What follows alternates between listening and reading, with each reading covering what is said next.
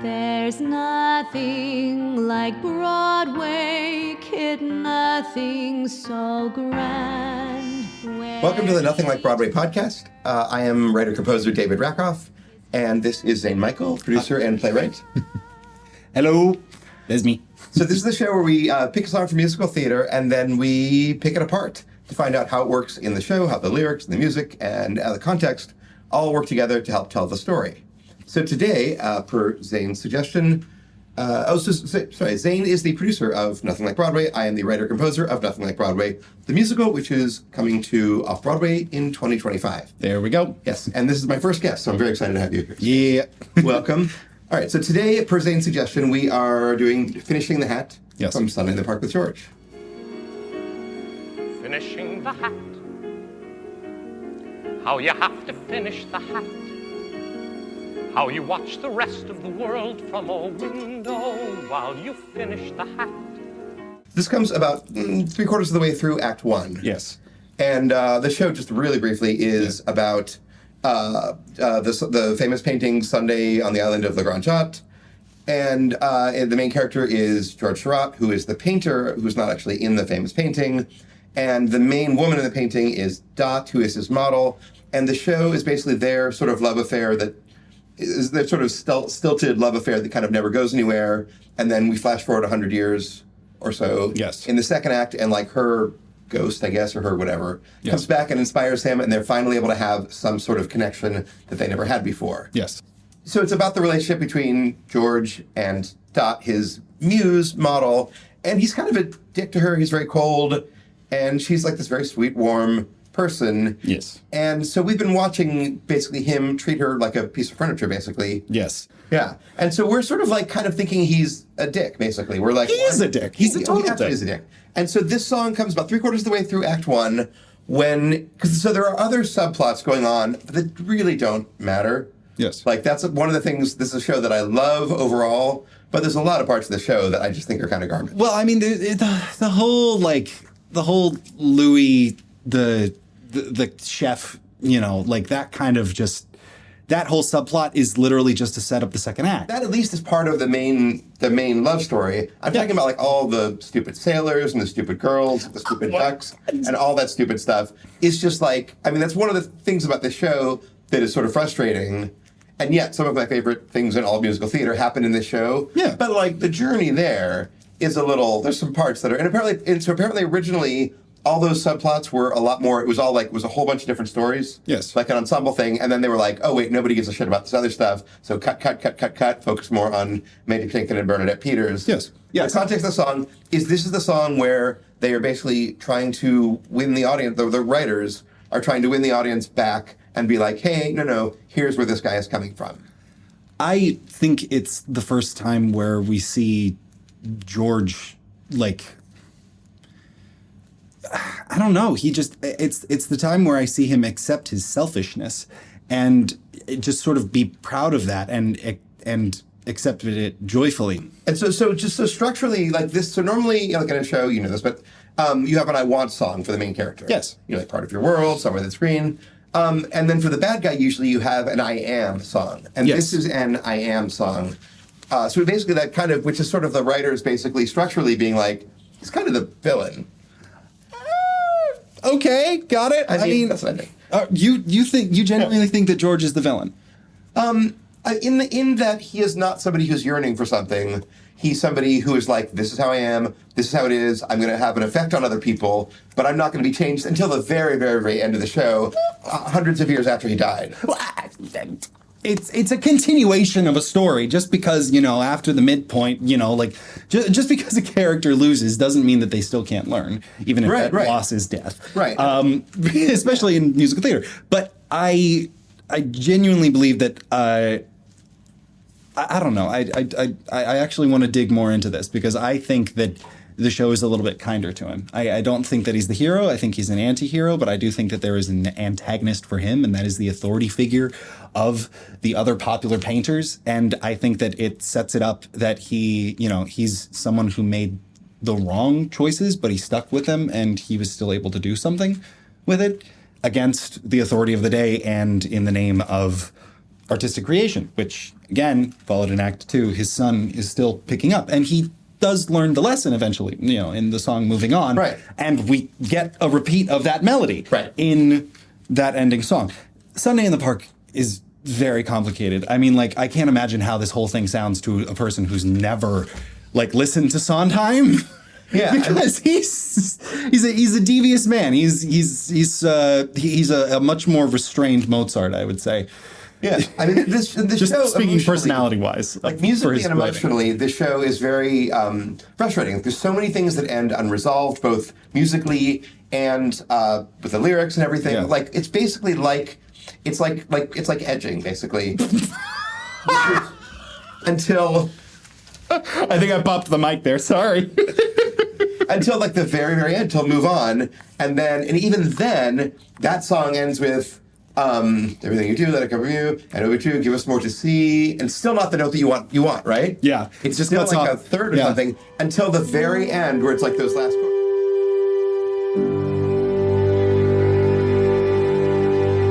You don't really get like the satisfaction until like the very last chord of the entire show. Yeah. Which is cool, which is really cool. But it's a frustrating Yes. 2.5 hours. Yes. Songs do kind of resolve, and then it's like, wait, there's more, and like you have to clap, and then it just keeps going. Yeah.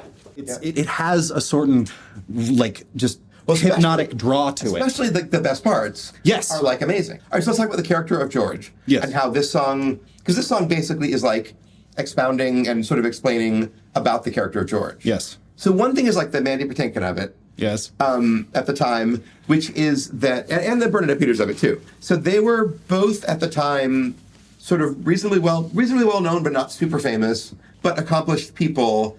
Yes. He was sort of known as kind of a little bit difficult to work with, a little bit like self-involved. Yes. I remember in the Forbidden Broadway thing, his costume for Mandy Patinkin was an I Heart Mandy T-shirt. And then the other funny thing I remember is I saw him he did a one-man Broadway show and then it toured and I saw it on tour. And it's a one-man show where he's just doing a bunch of songs from different things. And it's him and a piano and he's doing like acting. He's not just like, it's not like a concert. It's like a performance. Yeah. And there was no director.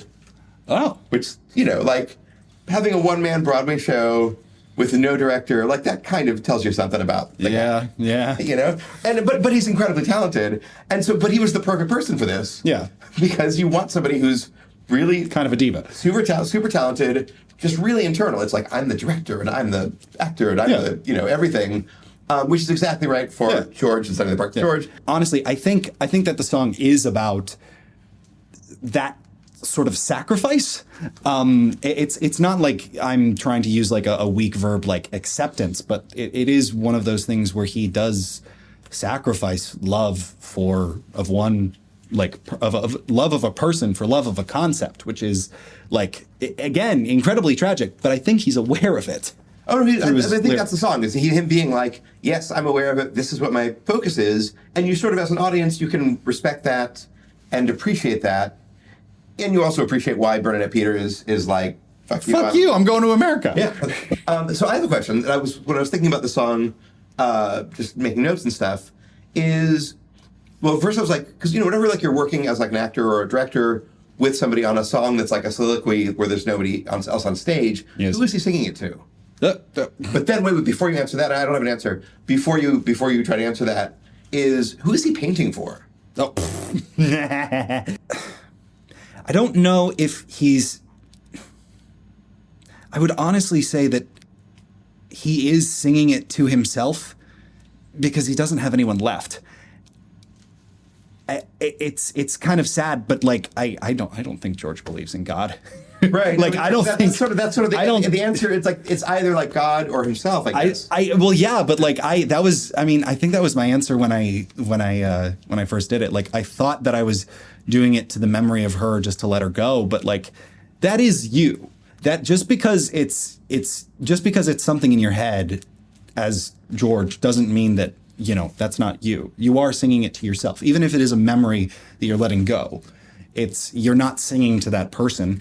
They can't hear you, and you know that they can't hear you because they fucking left. And it's sad, and it's heartbreaking, and the only person that he can spill his heartbreak to is himself. Yeah, it's actually a really simple song musically. Yes. Like, it really is just that one arpeggio that they keep repeating throughout the show. And then I was like, what's an arpeggio if not a pointillistic version of a chord? Fair enough. I was proud of myself when Yeah. But I mean, I think that is like, instead of...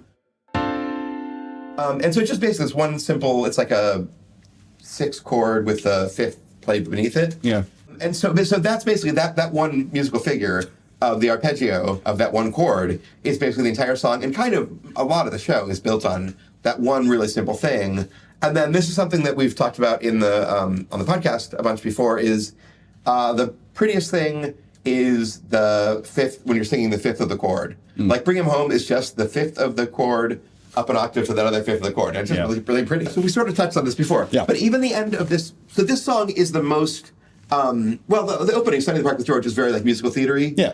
The rest of the show, most of the rest of the show, is sort of like, it's James Lapine world, where it's like a little piece of this, a little piece of that. It's not like a big song. Yeah, it's Sondheim vignettes. I mean, but but it's not like A Little Night Music or Sweeney Todd, where it's like this really satisfying beginning to end thing. So this song is very much like a performance-y song. Yes. This is a song, and like, as we both, we hadn't even talked about that before. We've both sung this in the past. Yes. And so this is very much giving, like, an audience, like, here's your satisfying big song, people, hang around, please don't walk out. But even this song ends unresolved. Yeah. Where there never, look at my hat, where there never was a hat. It should be where there never was a hat. No, he's not done. No, I know that. I'm just saying, in every other song, you're, like, expecting, you just want to get, like, a root note at the end. You just want, like, a bump. The slices of life, the vignette style, makes it a very jarring experience, which is why when you get back to, like a song that Dot sings, it's kind of more of a grounding experience. Meanwhile, when you're in George's perspective, it's all kind of skewed. Yeah. Which I think is kind of on purpose, because everything he sings is like ADHD kind of disturbing. Yeah, so that was something I was, and I'm not even totally sure how to bring Do you this think up without George is getting in trouble. neurotypical? So that was something that I never thought about it until I was just sort of, like, thinking about this for this. And I'm like, he is kind of like, like neurodivergent in some way. Yeah. Yeah, like that, like, and even just the pointillism, and also just like the way he's, like, this song, Finishing the Hat. Yes. Very much sounds like it could be, somebody who is neurodivergent in some way. Yeah. Absolutely. And especially in the element where he's just like sort of, I mean, it's like being socially self-ostracized.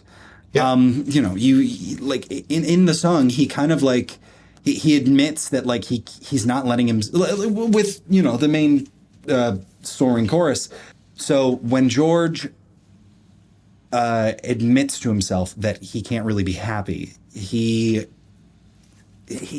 sings the lyric, when the woman you found who waits for you, knows that it's not the one, and then the woman who won't wait for you is the one, and you did the wrong thing and you ruined it, and that was your shot, and this is all that's left, and I'm okay with that, I think.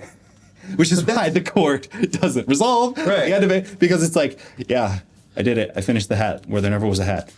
So the neurodivergent part of it also is, for me, is more, it's like that he's like, and there's the stick and the dog and the light, and there's like this thing and this thing, like the pointillism. Oh, yeah. But the pieces, like, it's not like the whole thing. And even like she, like, because like you can imagine her being like, hey, George, what this painting that I'm starring in, how's it going? And he's like, the hat's coming along. I'm making the hat. We're going to finish the hat. And it's like, it's like she's just like, there's like the person, the hat, the dog, the fish, the grass, you know what I mean? Like, she's just another thing in the picture, which is really meaningful to him from his perspective. Yes. That she is equal to the hat in importance. Yeah. But to her, she's got to be like, fuck you, buddy. Yeah, she doesn't want to be Pygmalion, Right, but like it's not even a picture about her. It's a picture about a bunch of objects of which you are one. Yes. When you see like the picture, the Sunday, on what is it? Sunday on the island of La Grande Jatte. Yeah. Yeah. It's just like everything is sort of given basically equal importance. Yeah. Which hopefully we'll have like a bunch of like images of throughout this podcast, just showing like how beautiful it is, because it does deserve to be looked at. Please, I think please go look it up. But it's funny when I went to Chicago and saw the real picture. Yeah, it's like huge. It's really big. Yeah, it's really, really big. All I know, I'm like, hey, it's Bernadette Peters. Yeah. So one of the things that's interesting, and I've done several Sondheim songs on the podcast, And I'm a huge fan, as are you, as presumably is everybody watching this. Hopefully. And if you're not, then no, we love you. We want you here. But You are special. But what's really interesting is when there's not a lot of rhyme in this song. Yeah, no. And so it's really interesting. And a couple of other songs that I've done that are Sondheim that don't have a lot of rhyme in them, which is really interesting because obviously he can rhyme as much as he goddamn wants to. Yes. He's, so him not like, if, when you go see a show today, a lot of times, like if the lyrics are like false rhymes or like if it doesn't fit the meter really well or if there's just hardly any rhyming, sometimes it's just because the lyricist like isn't that capable of, doing it. But, whereas with Sondheim, there's no question. Yeah. The fact that this is not a lot of rhymes going on, and he's a smart character, so a lot of times rhyme is used to show intelligence. Yes. But in this song, it's not, which I think is sort of showing that it's not like premeditated. This is like really stream of consciousness. You know what I mean? Like the rhymes are sometimes if someone being really clever. This is him being at his least clever. He's like the dog and the stick and the hat and the whatever. Right. And so that's just really an interesting choice because you would sort of think that he would be more like a Henry Higgins where he's like really rhymey and really precise because he's such a cerebral character. Yes. Oh, so one thing about the song is that Sondheim has said is that everybody thinks this is like his like autobiographical, and he's like, it's not. This is George. This is not my like secret. He's like, I'm a social person. Like I'm, Yeah. And so a lot of people I think ascribe this to being like his like secret confessional. Yeah. He's like, that's not what it is. But also there's a reason that artists of all kind love this show more than not artists. Yeah. Right. And just like, so I found the last line of the song, "Look, I made a hat where there never was a hat," is like very childlike, but it's also like, if you know, kind of like if you get it, you're like, yeah. Because we also know what it's like when you are, sometimes when you're writing, you just feel like, or like, it's like writing music, you're like, I'm just putting these dots on this paper and like, I'm just making these things up that these people say. But sometimes then when it comes together and you have something that's like a thing and not just like a jumble of words and like notes, it's like, it really is like, look, I made this thing that didn't exist 24 hours ago and it's like the best feeling in the world. This song, like I know when I hear the song, when it comes to the last line, because even though I'm very much like, oh, why is this guy such a dick to Bernadette Peters? How can you hate Bernadette Peters? Why would you do that? But like, or Annalie Ashford. I just can't believe someone would be so mean to Bernadette Peters. Leave Bernadette alone. But when you get to that last line of "Look, I made a hat where there never was a hat," it's just like it touches something really deep inside. It's like, oh man, I fucking get it. Yeah. No, it's devastating. So please subscribe to our Instagram at Nothing Like Broadway and Facebook Nothing Like Broadway. And also, if you have a question or a suggestion for a song that we can pick apart on the show, or if we got something factually wrong, which is very, very possible, you can email us nothinglikeBroadway@gmail.com.